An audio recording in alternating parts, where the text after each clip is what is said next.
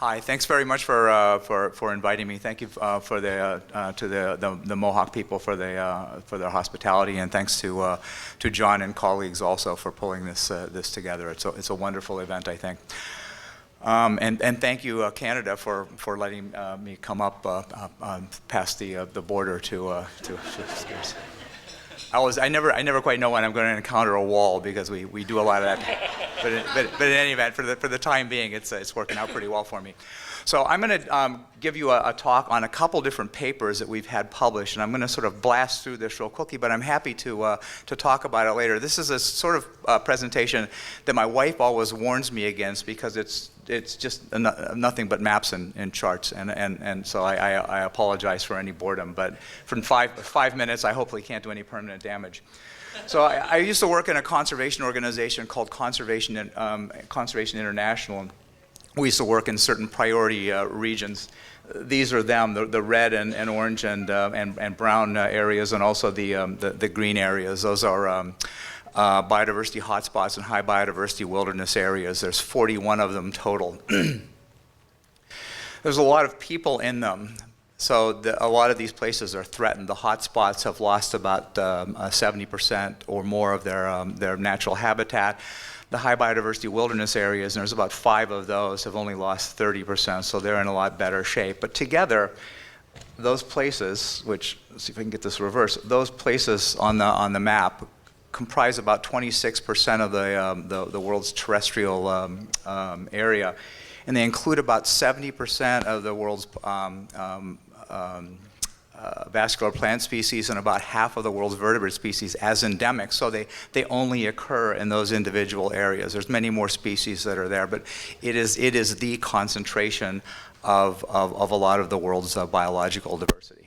So we were interested because, as John mentioned, I spent part of my misspent youth in anthropology and geography, so I was interested in the human side of this, and we ended up finding a really good data set on global languages. There's about 7,000 languages spoken, and this is just an example of a slide that I had. This is a place in Indonesia called the Wallacea hotspot. There's about 315 languages there. I've got a monograph actually that shows a lot of these maps if anybody's interested. I don't have them with me, but I'd be happy to sort of send a few up since I've got some extras.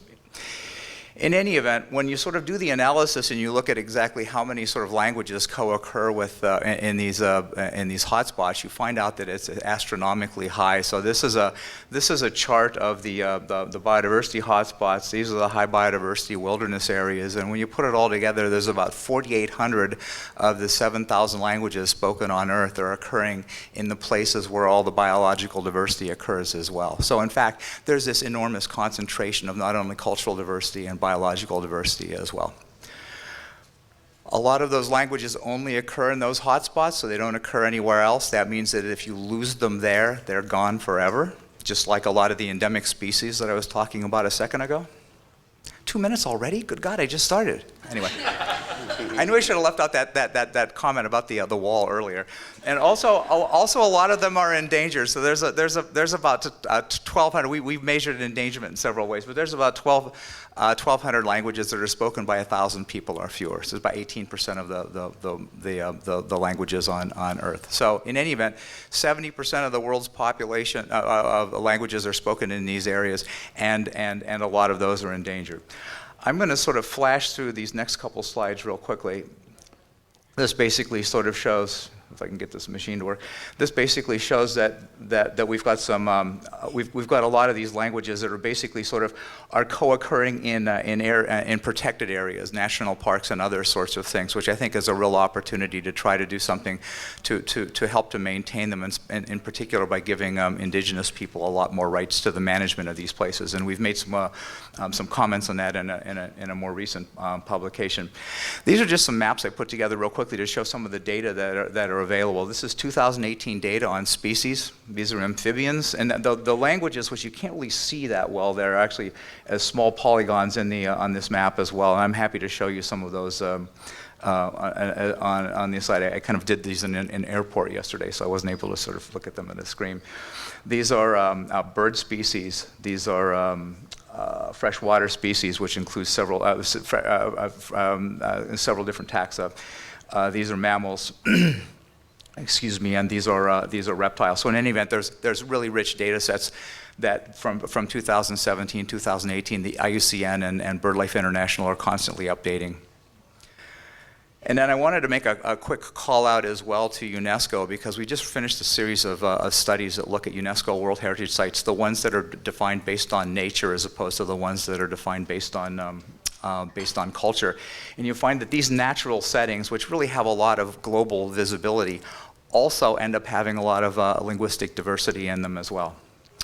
So there's some charts which I won't be able to sort of yak about too much here, but basically there's not an awful lot going on in North America, but there's a bit. There's around 50 different natural World Heritage Sites in North America, if you define North America going down through Central America, which is not the way that the United Nations defines it, but it's the way that a lot of other people define it. And there's a lot of indigenous languages that are spoken there as well. The message that I wanted to leave you with real quickly are a couple. One is that, obviously it depends, because it's a North American focus, it depends on how many languages you end up here and how much biological diversity depends on what you call North America. Well, that's sort of a throwaway comment there. I didn't know how much you all wanted me to focus on North America. But the second 2 points I think are really important, the second and third main bullets.